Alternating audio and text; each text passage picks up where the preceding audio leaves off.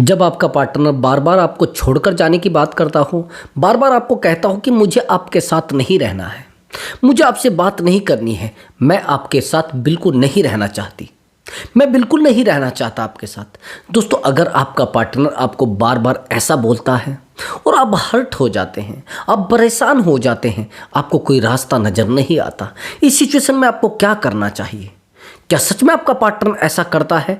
अगर आपका पार्टनर आपके साथ ऐसा कर रहा है और बार बार आप परेशान हो जाते हैं, बार बार आप उसको कॉल मैसेज करने लगते हैं, बार बार वो आपको कहता है कि नहीं रहना भैया, तो ये वीडियो आपके लिए सच में इंपॉर्टेंट होने वाला, बेहतर होने वाला है और बहुत ज़्यादा बेहतर होने वाला है।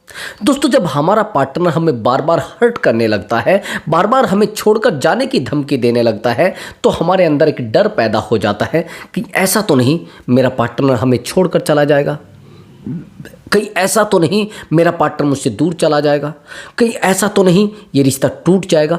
यानी इनसिक्योरिटी हमें फील होने लगती है, उस रिश्ते में हमें इनसिक्योरिटी फील होने लगती है, हम उस रिश्ते में बार बार चिल्लाने लगते हैं, बार बार हर्ट होने लगते हैं। तो दोस्तों, बस आपको वीडियो को ध्यान से देखना है और वीडियो में बताए गए टोटल टिप्स को ध्यान से फॉलो करना है। अब हम रोने लगेंगे पार्टनर के सामने, हम चिल्लाने लगेंगे पार्टनर के सामने, लेकिन ये जो रोना, ये धोना, ये परेशान होना, ये चिल्लाना, पार्टनर के सामने भीख मांगना किस हद तक सही है? क्या आपको लगता है कि आप पार्टनर के सामने ये सब सही कर रहे हैं? क्या आपको लगता है कि पार्टनर आपकी वैल्यू करने लगेगा? क्या आपको लगता है कि पार्टनर आपसे प्यार करने लगेगा? दोस्त, मैं आपको सच बता रहा हूं, आपका पार्टनर आपसे बिल्कुल कभी प्यार नहीं करेगा, आपका पार्टनर कभी आपके साथ रिश्ते में नहीं रहेगा, आपका पार्टनर पता नहीं कब आपको छोड़कर चला जाएगा, आपको कभी भी पता नहीं लगेगा।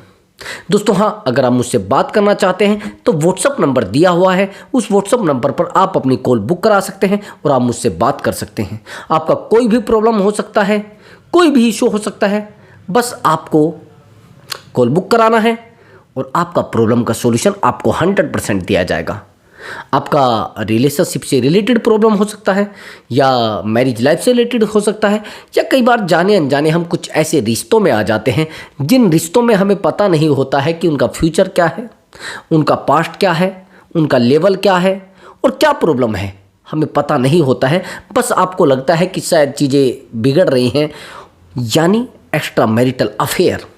अगर आपके साथ ऐसा हो रहा है और आपका पार्टनर आपको छोड़कर चला गया है और आपको धमकी भी दे रहा है, आपको छोड़कर जाने की बात करता है, तो दोस्त, काउंसलिंग बुक कराएं। बट दोस्तों, पेड कॉल होगा, पहले आप पेमेंट करेंगे तब जाकर आपकी बात हो पाएगी, लेकिन सॉल्यूशन 100% हो जाएगा। चलिए दोस्तों, वीडियो को शुरू करते हैं और वो बेहतर एडवाइस देखते हैं कि कौन सी है।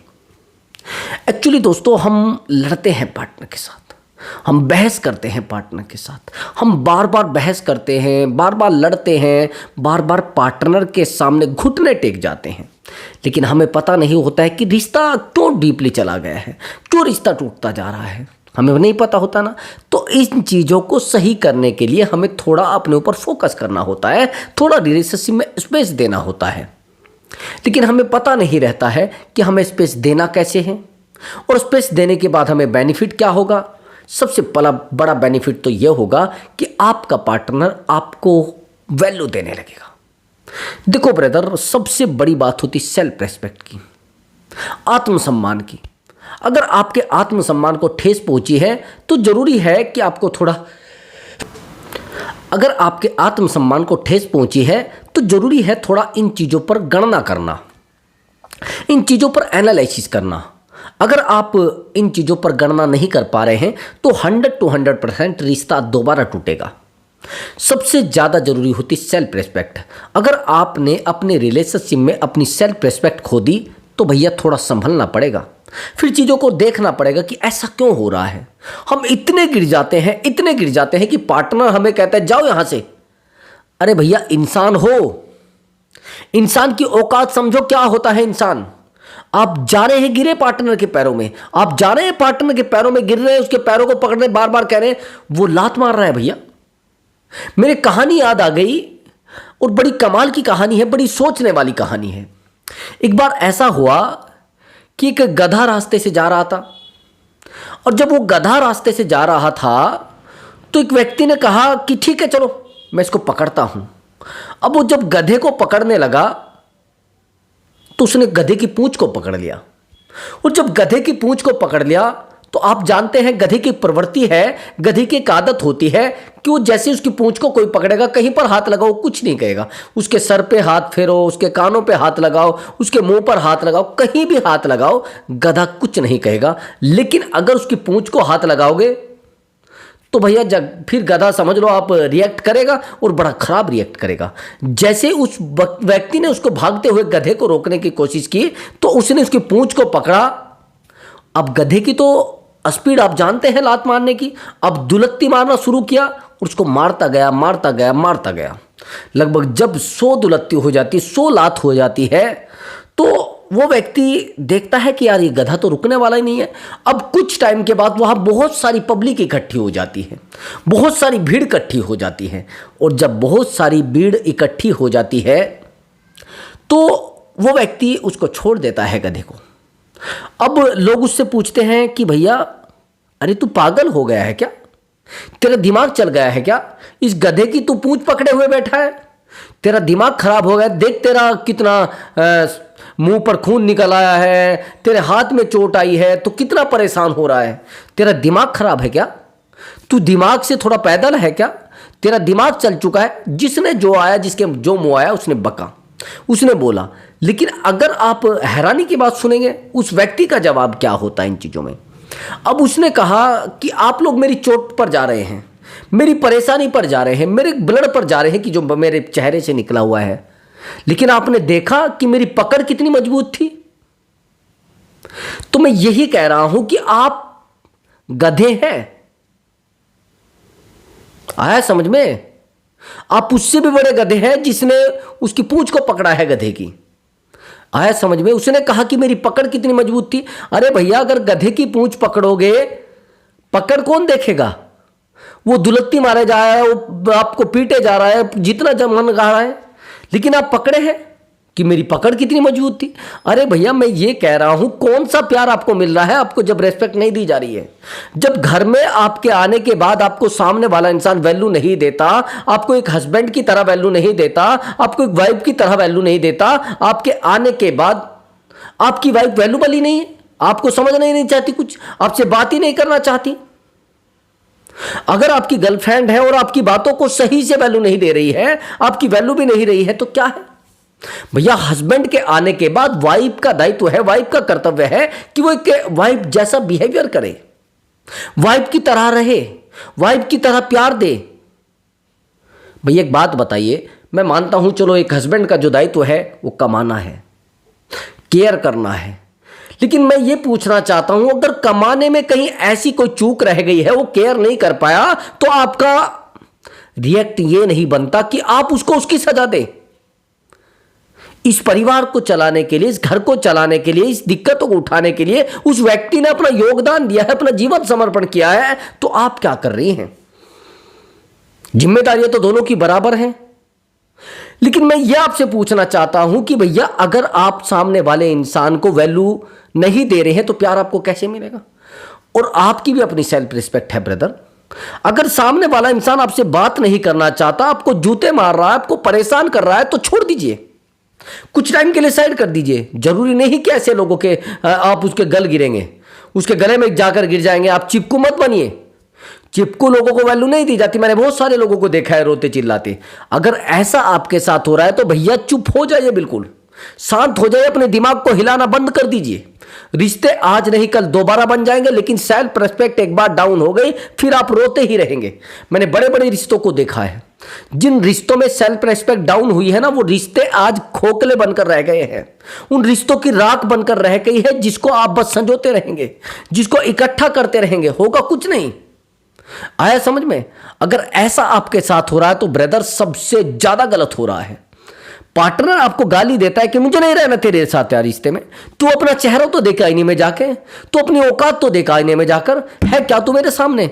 अगर ऐसा आपके साथ हो रहा है तो ब्रदर रुक जाओ। उस इंसान के पीछे भागने की जरूरत नहीं है, उसको अकल नहीं आने वाली है, उसको वैल्यू देना जरूरी नहीं है, उसको तो सड़क पर छोड़ दो, उसको जाने दो जहां जा रहा है। और भैया इस इंसान को दिखाओ कि मैं क्या हूं। आज कुछ करोगे तभी तो कुछ हो पाएगा ना। आज अगर इस इंसान ने आपको छोड़ दिया है, आज अगर इस इंसान ने आपको वैल्यू देनी बंद कर दी है, तो क्या सारी दुनिया वैल्यू देना बंद कर देगी? आपको लगता है ऐसा? मैं तो नहीं मानता ऐसा। मैंने तो बड़े बड़े रिश्तों को देखा है। मैंने देखा है जिन रिश्तों में इज्जत नहीं है वो रिश्ते टूट जाते हैं। सेल्फ रिस्पेक्ट सबसे ज्यादा जरूरी होती है रिश्तों में। ऐसा मैंने देखा है, जिन लोगों को ऐसा लगता है कि सेल्फ रिस्पेक्ट से कुछ नहीं होता है, अगर आपकी सेल्फ रिस्पेक्ट डाउन हो गई ना आज, तो रिश्ता भी डाउन हो जाएगा, आपको पता नहीं चलेगा। समझ गए? आत्मसम्मान, समझ रहे? आत्मसम्मान को एक बार ठेस पहुंची तो खत्म रिश्ता। मैं कहता हूं कि अगर कोई इंसान मुझे यह कह दे कि मुझे तेरे साथ नहीं रहना है, तो मैं 10 बार नहीं सोचूंगा, 20 बार नहीं सोचूंगा, एक बार सोचूंगा, नहीं रहे तो नहीं रहे, आप जाइए, मुझे कोई प्रॉब्लम है ही नहीं। भैया मैं वही कहना चाहता हूं, सबसे ज्यादा जरूरी है सेल्फ रिस्पेक्ट।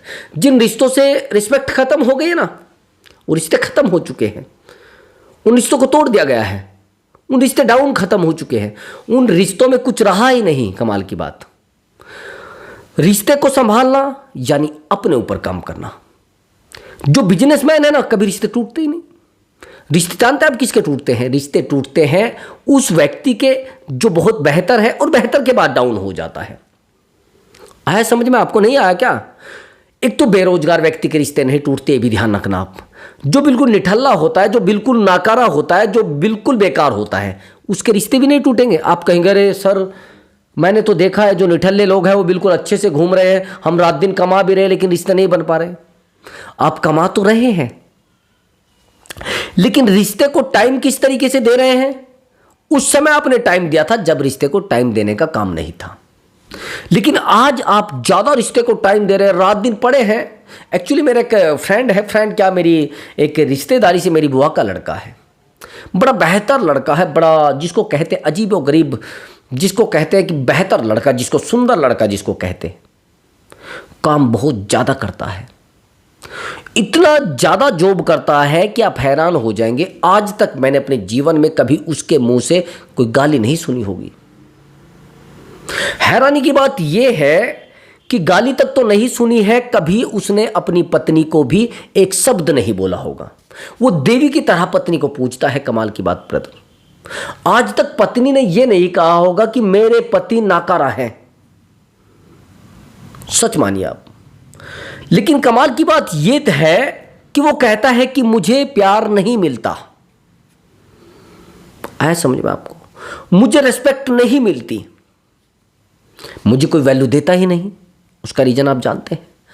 उसको वैल्यू क्यों मिलेगी, मैं ये पूछना चाहता हूं आपसे ब्रदर। उसको वैल्यू कौन देगा? उसको वैल्यू खुद देगा। आया समझ में? उसको वैल्यू खुद देगा तभी तो जाकर वैल्यू मिलेगी। वो अपनी वैल्यू इतनी भी नहीं करता। देखो मैं मानता हूं घर में सारे काम करने जरूरी हैं, वो सब्जी काटने लगेगा, मैं मानता हूं करने जरूरी है, लेकिन जब एक वाइफ को आपने रखा है, जब आपने एक नौकरानी को रखा है, तो आप अपनी सेल्फ रेस्पेक्ट को डाउन करके आप ये काम क्यों कर रहे हैं? मैं ये पूछना चाहता हूं। फिर सामने वाला बंदा तो वैल्यूबल नहीं, वो तो कह देगा अरे भैया, मैंने कई बार की सिचुएशन देखी है, वो सब्जी काटता रहता है, उसकी पत्नी बेड पर जाकर मोबाइल चलाती रहती है, और कल मेरे सामने बैठकर रो रहा था कि मेरी पत्नी मुझसे बात ही नहीं करती है। अरे भैया, जब आप सामने वाले इंसान को ये चीजें दिखा रहे हैं कि भैया मैं तो पागल हूं, मुझे कोई गाली दे, मुझसे कोई बहस करे, मुझे कोई थप्पड़ मारे, मुझे कोई बेइज्जती करे, मुझे फर्क नहीं पड़ता, किसने बनाया ये सब? जब आप अपनी जॉब से आ गए हैं, कई बार तो मैंने ये भी देखा है कि वो सुबह ही उठते चाय बनाकर दे रहा है, सब चीजें। मैं मानता हूं कि अपना काम करना चाहिए, लेकिन उस व्यक्ति के दायित्व को आप क्यों छीन रहे हैं जिसको ये करना है?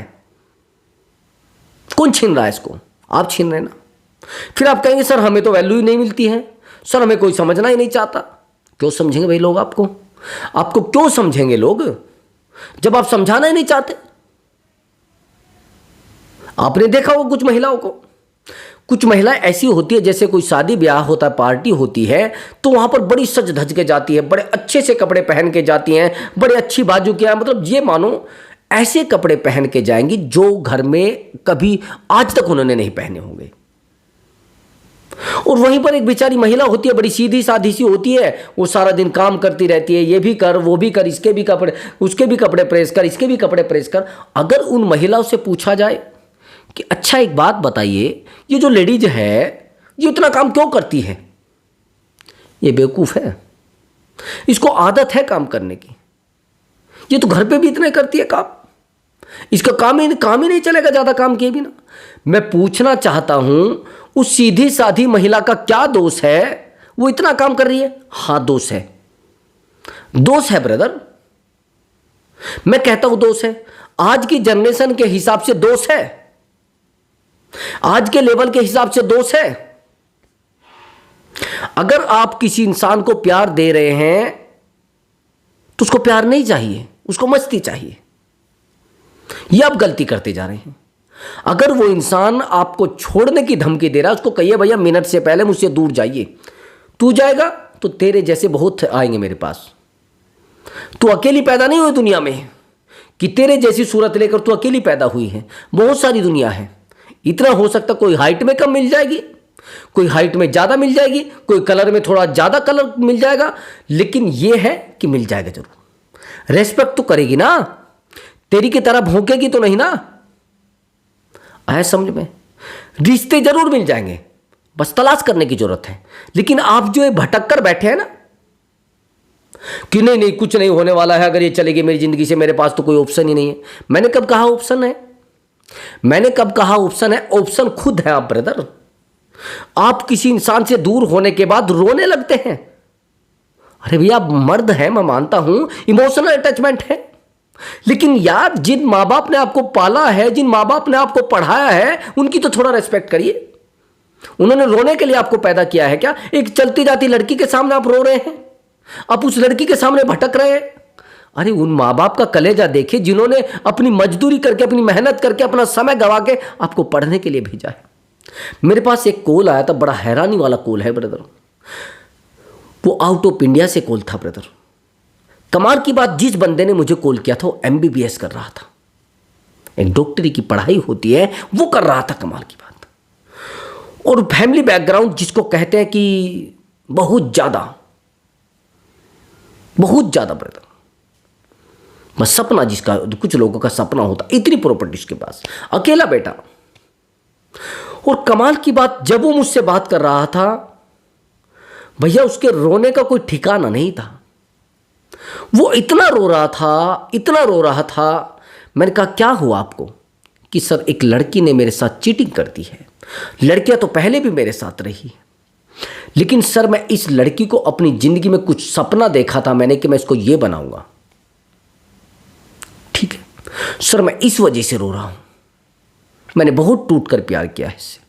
मैंने कहा आपकी बैकग्राउंड क्या है, उसकी बैकग्राउंड क्या है? कई बार लोग मुझे पूछ लेते हैं कि सर आप सैलरी क्यों पूछ रहे हैं?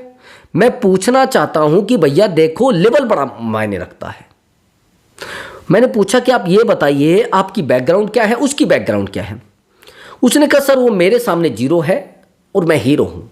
फैमिली बैकग्राउंड के हिसाब से मेरे फादर बहुत बड़े लेवल के व्यक्ति हैं और बहुत महान व्यक्ति मानना जिसको कहते हैं। मैंने कहा अच्छा, तो फिर आप यहां पर क्यों लटके? कि सर मैं उससे प्यार करता हूं, मैं मानता हूं प्यार करते हैं। सर वो मेरी वैल्यू नहीं करती है, मुझे 10 बार गाली देती है, बहस करती है और पागल बोलती है, चिपको बोलती है। मैंने कहा आप तो डॉक्टर हैं।